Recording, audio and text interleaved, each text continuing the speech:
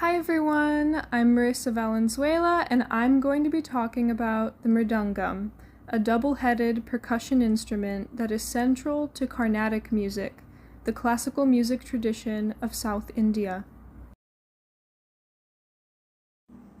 The main body of the Mridangam is a hollow barrel-shaped shell, traditionally made from woods such as jackfruit wood. The body is wider in the middle and tapers toward both ends. The hollow interior allows the sound produced by the drumheads to resonate. The Mridangam has a drumhead constructed from animal hide on each end, and the two sides have different functions. The right head, often called the Valantalai, produces higher-pitched, more defined tones, while the left head, called the Topu, produces deeper bass tones. Long leather straps run around the circumference of the instrument and connect the two drum heads. These straps create tension across the membranes, allowing the player to tune the instrument. Wooden wedges can also be positioned underneath the lacing to make adjustments to the tension. One of the most recognizable features of the Mridangam is the black circular patch on the center of the right drum head. The black tuning paste, called Karanai, Syahi, Satam, or Marundu, are just some of the names, is traditionally made from a mixture of materials such as iron fillings and rice paste. It adds mass to the center of the membrane, helping to produce the Mridangam's characteristic pitched and harmonically rich sound. The paste can also be applied to the left drumhead temporarily. I chose the Mridangam as my presentation topic because I knew my friend and subject of my interview, Dr. Wang Ji, plays the Mridangam. She's pictured tuning the Mridangam with the rock on the left. And I was interested in learning more about the instrument's history and the part it plays in Carnatic music ensembles, in addition to how players improvise within complex rhythmic structures. Carnatic music developed in South India and is one of the two major classical traditions of Indian music, the other being Hindustani music of North India. Carnatic music is primarily associated with regions such as Tamil Nadu, Karnataka, Andhra Pradesh, Telangana, and Kerala. The Mridangam is also used in South Indian classical dance and religious musical traditions. The Metropolitan Museum of Art also notes its use in religious kirtan music, a sacred call-and-response form of mantra chanting rooted in India's Bhakti yoga tradition.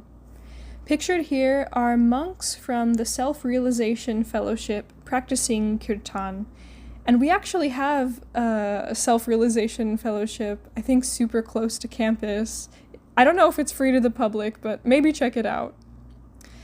The Mridangam has an ancient history connected to earlier Indian barrel drums, such as the Pakawaj. The Metropolitan Museum of Art identifies the Pakawaj as an ancestor to both the Mridangam and the tabla. The Mridangam has traditionally been associated with Hindu religious traditions, and it is connected in mythology with Shiva and Nandi. Duke University's musical instrument collections notes that the Mridangam is traditionally said to have been a favorite instrument of Nandi, a sacred white bull, and Shiva's vehicle. The instrument is also closely connected to South Indian classical dance, because Carnatic rhythmic structures provide the framework for dance movement. One of the most important aspects of learning the Mridangam is the emphasis on oral transmission. Traditional Mridangam playing involves learning specific strokes, rhythmic syllables, and patterns rather than simply learning from Western-style written notation. Solkatu is a system of spoken rhythmic syllables combined with physical hand gestures, which allow musicians to learn, communicate, and memorize rhythmic patterns before playing them on the instrument, not to be confused with konako, which is the vocal performance art of reciting those syllables.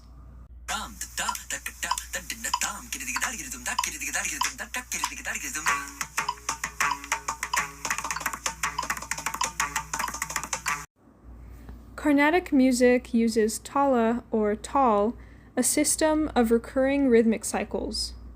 Rather than thinking of rhythm only as a repeating meter, tala provides a larger framework in which musicians can create and develop complex rhythmic patterns. There are 7 basic tala families, and these can be combined with different jatis, or groupings of beats, and other subdivisions. Today, the mridangam is taught both through traditional forms of musical transmission and through more formal schools and institutions. The tal is like a rhythmic cycle in Hindustani music, similar to a group of measures or a single measure in Western classical music. And each one, just like rag, also have these beautiful sound profiles. There are lower beats, there are higher beats, there are beats that are a little more sharp, beats that are a little kind of more open. And so just in the same way that rag is very poetic, tal is also very poetic. Interesting. So can you show me a tal? Yes, but before that, I just want to show you what makes the tal, the syllables of tabla. If I say na, if I say tun, if I say te, ke, then both hand dha, dhati dha, dhati dha kena dha, kena dhati dha kena dha, dhati dha kena dha,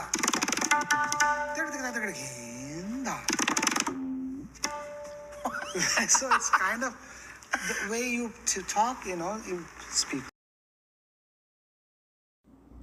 Although the mridangam is a percussion instrument, it has significant pitch and tonal qualities. The 2 drum heads produce different registers, with one side producing deeper tones and the other producing higher tones. The instrument can also be tuned to the pitch center of a performance. The mridangam can best be described as a tonal percussion instrument tuned to a given tonic, different from most Western drums, aside from a few exceptions, which are primarily thought of as unpitched percussion instruments. Pertaining to texture, the mridangam usually contributes to the ensemble texture rather than playing continuously as a solo instrument. In a Carnatic performance, it can interact with a vocalist or melodic instrumentalist and reinforce or elaborate upon the rhythmic structure of the music, creating a musical conversation between the percussionist and the other performers.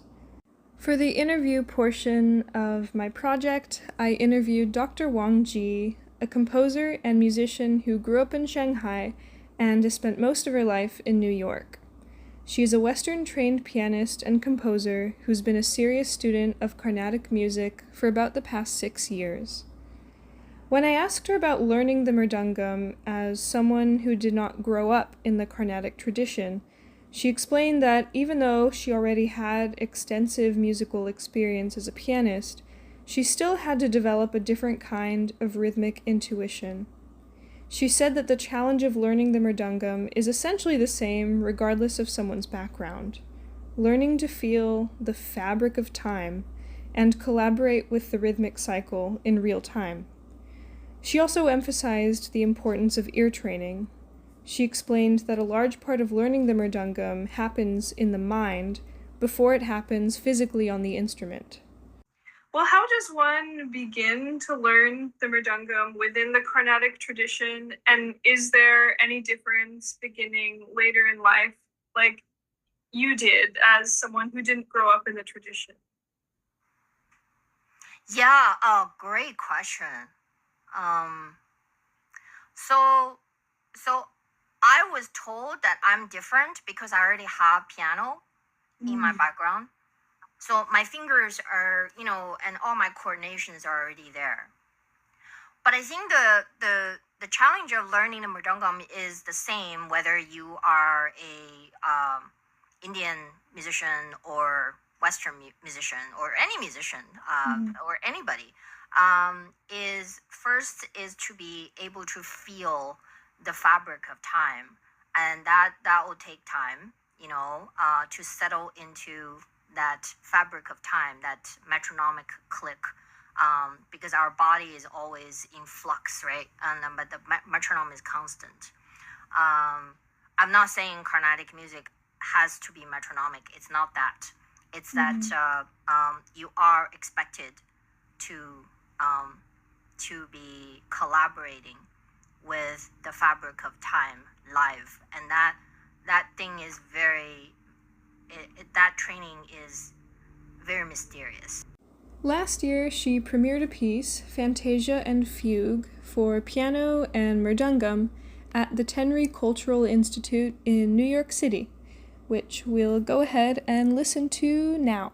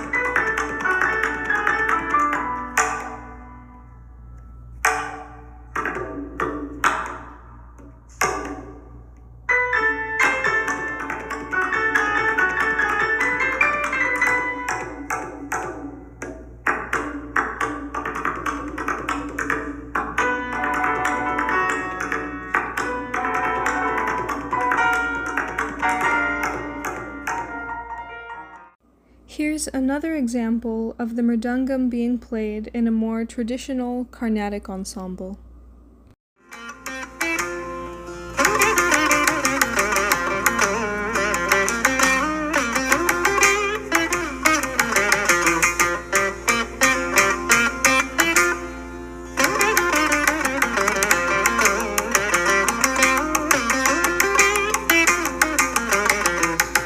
The mridangam is much more than a traditional drum. It's a central instrument in Carnatic music and plays an important role in organizing and developing the rhythmic structure of a performance. The mridangam demonstrates that there are many different ways of organizing musical time and creating musical expression.